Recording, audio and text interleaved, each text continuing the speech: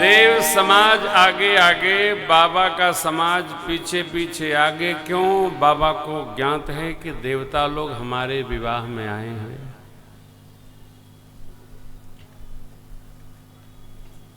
और यदि पहले चले जाएंगे तो इनका जयमाल वगैरह हो जाएगा, पान फेरा हो जाएगा, क्योंकि हमारे समाज को देखने के बाद तो भगवान है मालिक।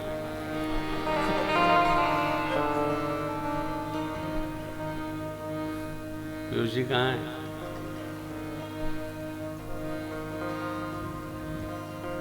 बाबूजी भिलाई वाले आदरणीय आईपी मिश्रा जी बता रहे थे कि बड़ी बेटी का, बड़की का ना, छुटकी का विवाह हुआ था जब भोजन नहीं हटा था। इंजीनियर साहब जो जहाँ गए थे रात्रि विश्राम, छुटकी है बड़की है? छोटी, छुटकी। तो उनके 22 कॉलेज हैं भिलाई में, भी हम लोग कथा करके आए, बाबू से संवाद हुआ था। तो बता रहे थे बारात में आए हैं का? अच्छा, विनोद जी हैं। तो बता रहे थे महाराज जी, दोनों पक्ष इतना मजबूत था कि हमने लगभग 10,000 लोगों के खाने की व्यवस्था की थी। बाराती हो गए 20,000।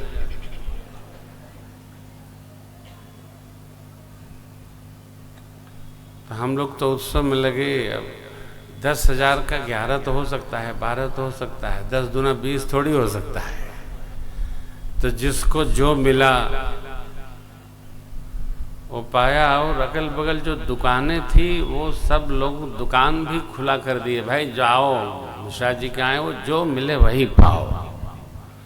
और फिर कल मिश्रा जी अपना, इतनी गरिमा है उनकी, जगत गुरु भगवान शंकराचार्य जी पूज्य श्रद्धेय स्वरूपानंद जी महाराज के परम कृपा पात्र हैं। उनके सारे इंस्टीट्यूशन शंकराचार्य भगवान के नाम पर हैं।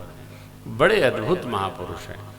81, 84 की अवस्था होगी ना, हो 85, हाँ, बड़े अद्भुत हैं। 3 घंटा पूर्ण कथा बैठकर श्रवण कर रहे थे। तो अब मुझे ये स्मरण आ गया, अभी अभी हम लोग कथा गा के आए थे उनकी, तो स्मरण आ गया। तो भगवान शिव ने देवताओं को योजनाबद्ध तरीके से पहले पहुंचा दिया। क्यों? यदि न पहुंचाते और अपना समाज लेके पहुंच जाते। विधि यही है कि जो लोग बहुत आदरणीय हों उनको पहले ही सब कुछ आदर करा देना चाहिए। नहीं तो कई लोग जो सम्मान के प्रेमी होते हैं उनका अपमान बहुत जल्दी होता है। गए तो थे, बैठने को भी नहीं पूछा तो कुर्सी लेकर बैठ गए होते। कुर्सी रही कि नहीं रही? नहीं वो साहब देखिए, क्षमा करिएगा, बुरा न लगे, जिसकी छोटी छोटी बातों में अपमान की स्थिति आती है, इसका मतलब उसका सम्मान है नहीं, वो जबरन सम्मान पाना चाहता है। छोटी बात क्या है जी? और जिसका सम्मान होता है वो सम्मान ढूंढता नहीं। हरियर है। हमारे संस्था के ऑल इंडिया चेयरमैन है आदरणीय पंडित लक्ष्मीकांत जी तिवारी, कोलकाता, तिवारी स्वीट हाउस की। भारत में लगभग 26 शाखाएं हैं। पता नहीं कौन सा चप्पल पहन लेते हैं, कौन सा जूता पहन लेते हैं, कौन सी धोती पहन लेते हैं, चलते रहते हैं, तीर्थ यात्रा करते हैं, गंगा जी का दर्शन करते हैं, कथा में रहते हैं, परंतु अद्भुत महापुरुष है। इस अवस्था में भी कितनी अवस्था हो, निरंतर यात्रा में। हमने कहा भैया चप्पल आपका नहीं लगता, पहने है इतने बहुत है, कहा करना है। ये इतना सम्मान है। उनके सदगुरु भी उनको धर्म की प्रतिमूर्ति कहते थे। छोटी छोटी बातों में यदि हम सम्मान अपमान ढूंढ रहे हैं, इसका मतलब है नहीं जबरन गांठ बांधे घूम रहे। मेरे बाबा है, शिव समाज जब देखन लागे, बिडर चले बाहन सब भागे, भागे भाग। गण लोग लेकर के द्वार पूजा के लिए पहुंच गए, उधर गए। इधर छोटे छोटे बच्चे अपने घरों में माताएं पूछती हैं बारात कैसी है। दूल्हा कैसा है? बच्चे बोले मई कहीं ये काह कहीं जाए न बाता,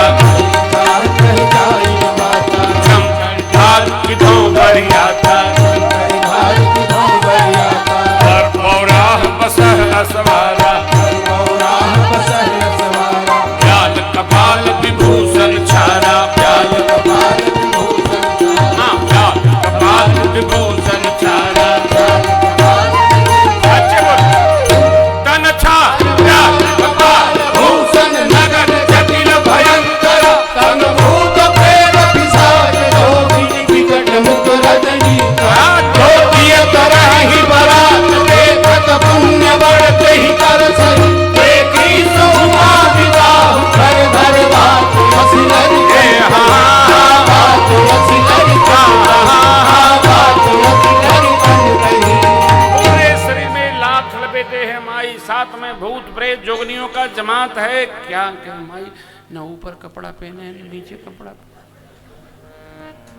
बाबा दिगंबरी है साहब, एक हाथ में डमरू दूसरे में त्रिशूल, बागंबर पिनाया गणों ने, जैसे ही नंदी पर बैठे हरिहर। बच्चे ऊपर देख रहे हैं क्योंकि बाबा तो बड़े संयमित बैठते हैं, पद्मासन में कुछ दिखता ही नहीं है। बाबा आनंद में, गण लोग ले गए उधर। मैना शुभ आरती सवारी सुमंगल गावै,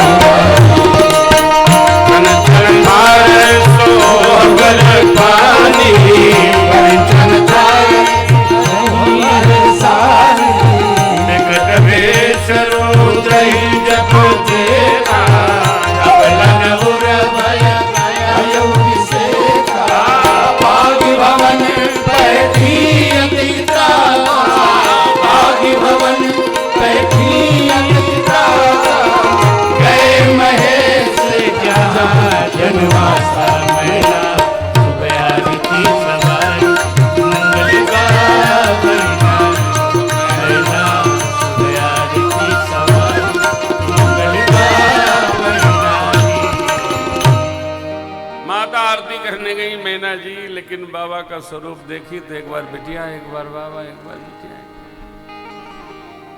सोचने लगी माही इस बावले के साथ मेरी बेटी रहेगी कैसे।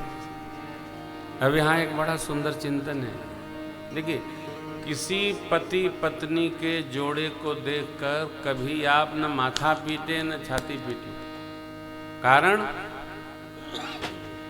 पति अपने तरफ से सेट हो जाता है और पत्नी अपने पति को ठोक ठाक सेट कर लेती है। गलत कर रहे